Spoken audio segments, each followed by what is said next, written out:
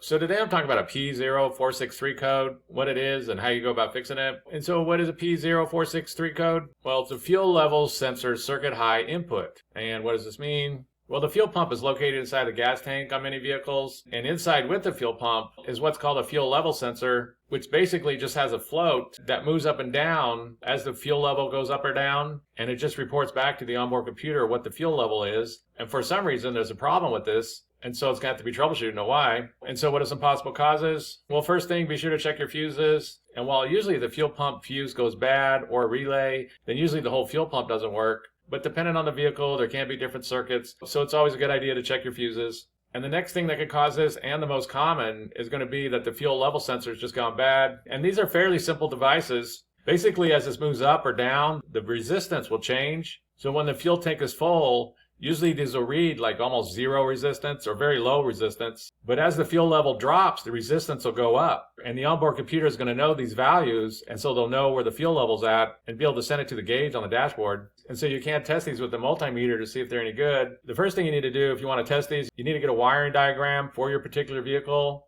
to figure out which wires are going to the fuel level sensor. This will be different depending on the vehicle, so you have to get a schematic and a wiring diagram to know for sure what's going on with your particular car or truck. But once you know which two wires that go to the sensor in the harness, because basically you want to find out which two wires go to the fuel level sensor, and you want to test it with resistance. So once you figure out which two wires go to that harness, you get a multimeter, you put it on ohms so you can read resistance, and then you check to see what the values are. And once you know what the values are, there's some different methods to see if they'll change as that fuel level goes up. You can add some gas to it and see if the number goes down. Some mechanics will rock the whole vehicle or the whole car. Like they'll just start rocking it while they're looking at the multimeter, and they'll see if the values are changing because all that gas is sloshing around inside the gas tank. And so this float level will also be sloshing around. So the resistance values should be changing. So there is some different methods on how you go about testing it. I plan on making a video on this. When I do, I'll put it down in the description below. You can also take the whole fuel pump out and test that fuel level sensor. Although that can be a bit of a pain, you can take it out and then you just check the resistance. When it's really low, the resistance is going to be really high. But as you move up, the resistance level should slowly drop.